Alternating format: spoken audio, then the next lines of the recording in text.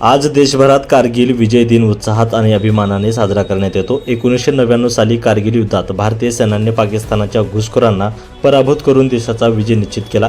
या ऐतिहासिक विजयाची साक्ष म्हणून पानगाव तालुका रेणापूर येथील कारगिल शहीद बालाजी माले यांच्या स्मारकस्थळी 26 जुलै रोजी 53 महाराष्ट्र NCC बटालियन लातूर यांच्याकडून पुष्पचक्र अर्पण करून मानवंदना देण्यात आली।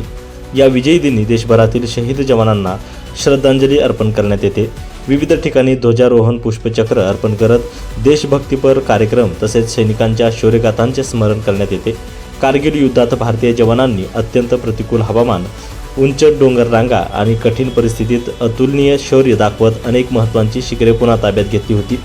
अनेक वीर जवानांनी मातृभूमीच्या रक्षणासाठी आपल्या प्राणांची आहुती दिली होती। त्यातच पानगाव तालुका रेणापूर जिल्हा लातूर येथील